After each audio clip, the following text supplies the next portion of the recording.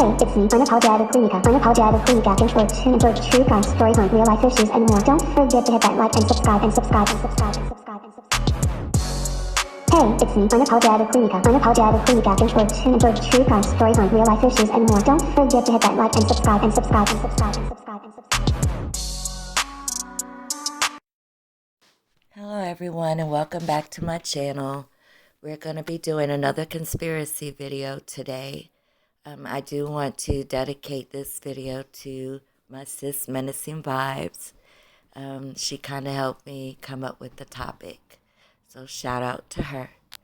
And if you can, drop a couple of butterflies in the chat for me or in the comment section. Today we're going to be talking about NASA and the biggest deception of all time. I've been studying different conspiracy theories for the last 7 years now. It took a long time to try to erase what was already indoctrinated in me since grade school, but I did. I'm now a flat earther, and I'm a part of a very large flat earth community. I'm not here today to try to convince you to throw out the globe theory and what you've been taught, as that takes some time. But today, I want to show you exactly how deceptive NASA is. Oh, and side note, we never went to the moon. But let's get into it. Here are a couple of fun facts before we get into the video. Did you know that NASA gets 52 million taxpayer dollars every day? They are getting paid to basically make cartoons and fake illusions. The globe was invented in 1492 by a German navigator named Martin Bahim. However, the first flight by man wasn't until December 17, 1903 by the Wright brothers. And that first flight only lasted 12 seconds. So how in the world could they come up with this globe idea before anyone could even leave ground? They came up with this globe round earth idea and drilled it into our heads all through school. Before then, all of our ancestors had similar ideas of what the earth looked like. The Bible speaks about the firmament in Genesis. This is the biblical depiction of earth, as well as the depiction the ancestors had before our globe earth idea. We never questioned what we were taught in school. They came up with this idea over 2,000 years ago when Aristotle noticed the round shadow of the earth onto the moon during an eclipse. I also found it interesting that the director and the primary inventor for the rocket was Werner von Braun, and he was originally the top rocket scientist for Hitler. But when he found out that the U.S. was coming, he then switched sides and started working for NASA.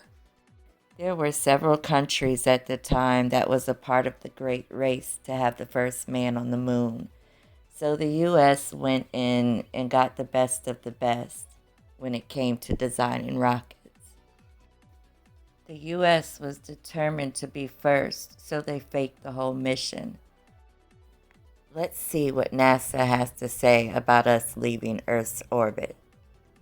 Next generation spacecraft will enable America to explore beyond low Earth orbit. The kinds of technologies that we're testing out on Space Station are definitely helping us with our goals of going beyond low Earth orbit.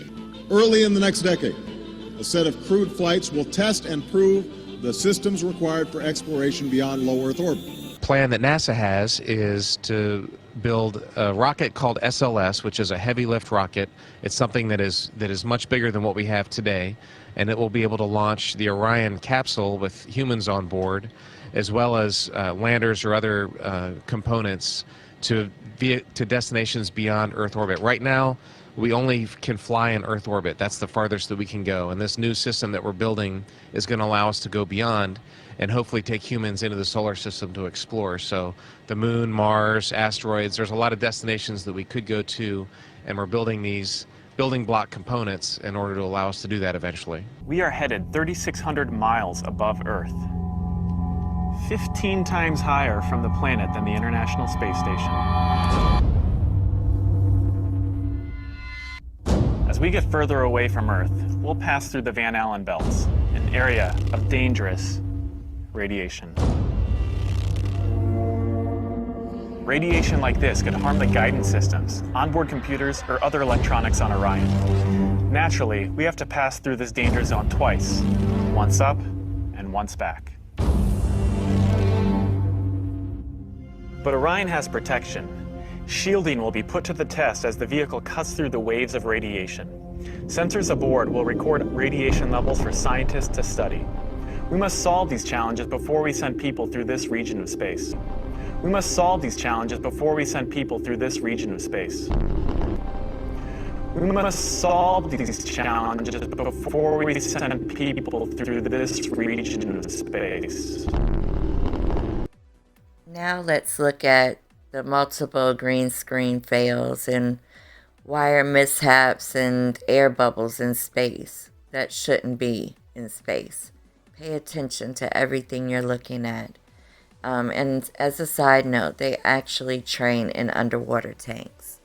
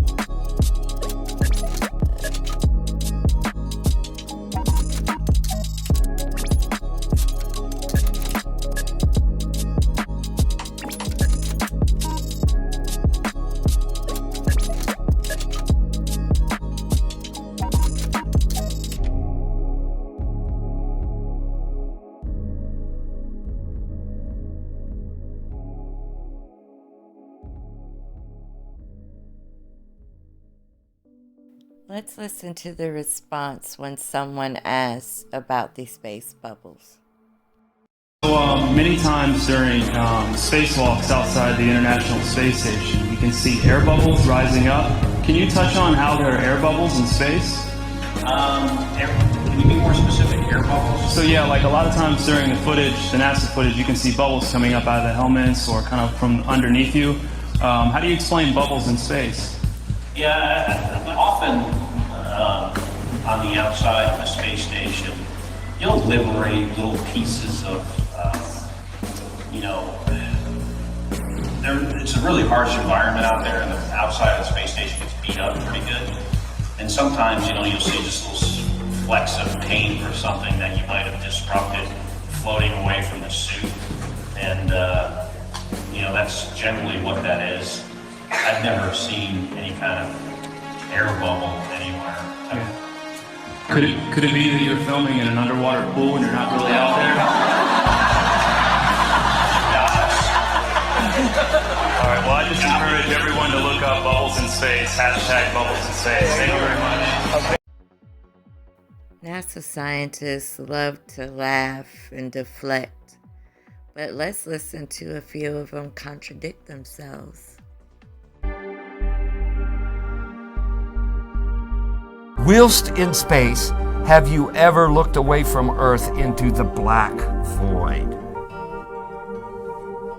Yeah. All because the you time. can see. Because you can see the stars. Oh yeah. And pretty much all the time you can see the stars. Yeah. It's not a black void. I mean, it's black, but there's all kinds of little polka dots. There's all the stars there, and the cool thing is about it, you can see it during the day. Yeah, you can, and there's more than stars. You can see planets.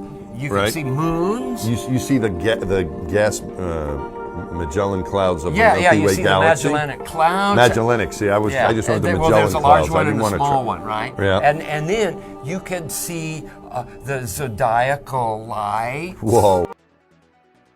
But the astronauts in 1969 said something completely different. We were never able to see stars from the lunar surface or on the daylight side of the moon by eye without looking through the optics. I don't recall during the period of time that we were photographing the solar corona what stars we could see. I don't remember seeing any. You can see the stars. Oh yeah. And pretty much all the time you can see the stars. I don't remember seeing any. Listen to this question by this 8-year-old who asked Buzz Aldrin about going to the moon. Why has nobody been to the moon in such a long time? That's not an 8-year-old's question. That's my question. I want to know, but I think I know. Because we didn't go there, and that's the way it happened.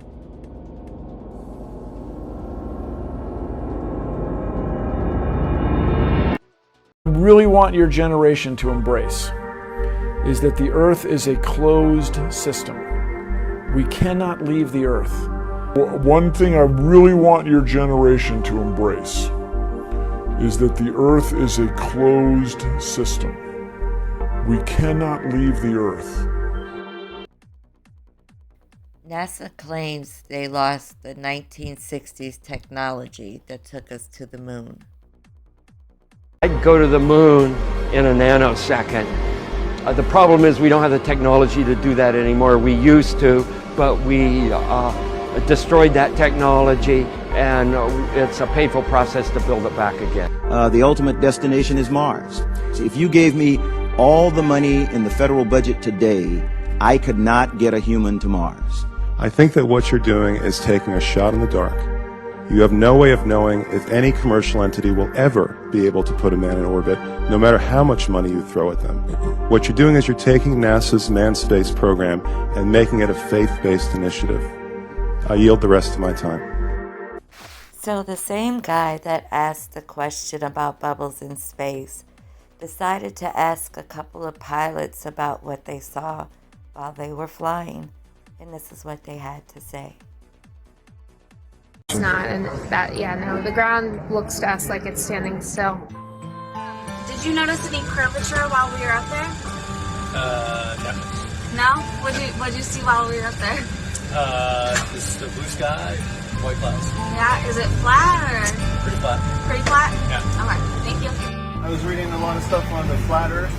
Okay, yeah. True. That's true? Yeah. Okay, all right, cool. All right. God bless, brother. Did you notice any curvature while we were up there? Curvature? No. No? There's no curvature? It's just all flat. Casey, how are you, mate? Pleased to meet you guys. There's no way there's curvature. We ran them flat, aren't we? We are, aren't we? Thank you. All pilots know that we are flying over a flat plane, and most of them will admit it to you. But let's switch to something else. So, you guys remember the Shuttle Challenger explosion that happened in January 1986? It exploded on national TV, killing all 7 astronauts. Or did it? Well, it turns out that 6 of the 7 are still alive and kicking today. Ellison Onizuka pretends to be his twin brother, Claude. The pilot, Mickey Smith, didn't even bother to change his name. He's now Professor Michael Smith at the University of Wisconsin. Now, Krista McCullough, she was the teacher on board. As an astronaut, she used her middle name, Krista. She now uses her first name, Sharon. And she is also a Syracuse professor. Challenger Commander Richard Scobie is now Dick Scobie. He's currently a CEO at CNT Limited. Judith Resnick, who also didn't bother to change her name, now is a professor at Yale Law. And finally, Ronald McNair, who is claiming to be his twin brother, Carl McNair. What are the odds? 2 sets of twins. Okay. So, in closing, NASA and the scientists are trying to convince us that we are spinning at 100 miles per hour, shooting around the sun at 66,000 miles per hour, and rotating through the universe at 500,000 miles per second. Open your eyes, people. Your mind has been indoctrinated and brainwashed, but you don't have to listen to me. When Werner von Braun passed away, he had something encrypted on his headstone. It was Psalms 19:1. The heavens declare the glory of God, and the firmament shows the handiwork. He was never able to leave low Earth orbit. And he told us right there on his headstone. To close, I'm going to leave you with the footage of the moon landing. And you decide, is it fact or fiction? Thank you again for watching my video. Remember to like, subscribe, hit the notification bell, and catch some of my past videos too. Have a good night.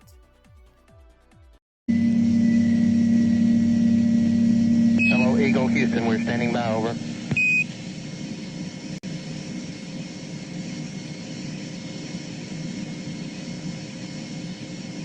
Eagle Houston, we see you on the steerable, over. Roger, Eagle, done dot. Roger, how does it look? The Eagle has wings. Roger. The Eagle has wings. On its own now, but with Columbia near at hand, it coasted around to the backside of the moon, and there, while out of direct communication with the Earth, it fired its engine to slow its descent to a touchdown on the near side of the moon. Collins in Columbia continued in orbit, awaiting their return.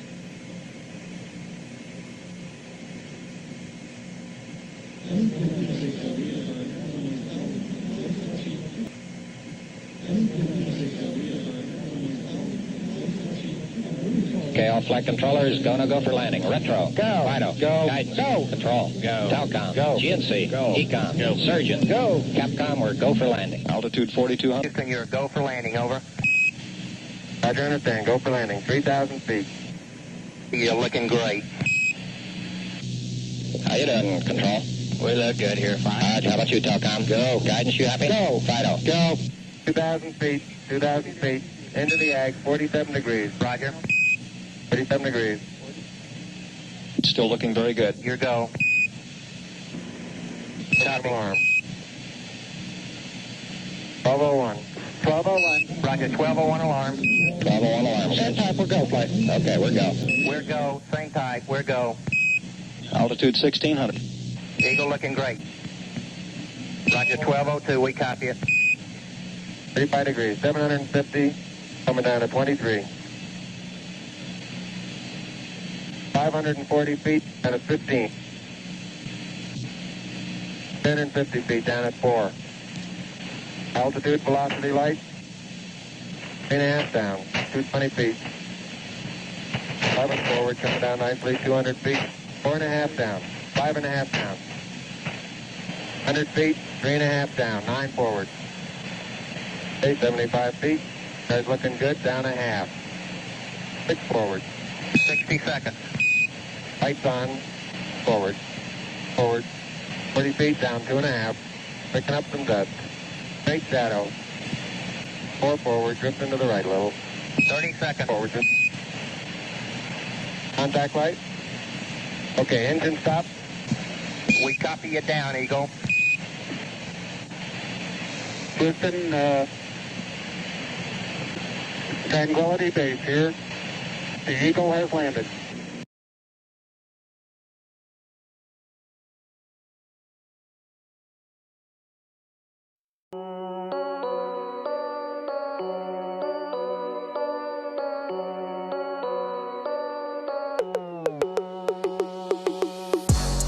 Hey, it's me, unapologetically Mika, unapologetically Mika, and for tune into true crime stories on real life issues and more. Don't forget to hit that like and subscribe and subscribe and subscribe and subscribe and subscribe.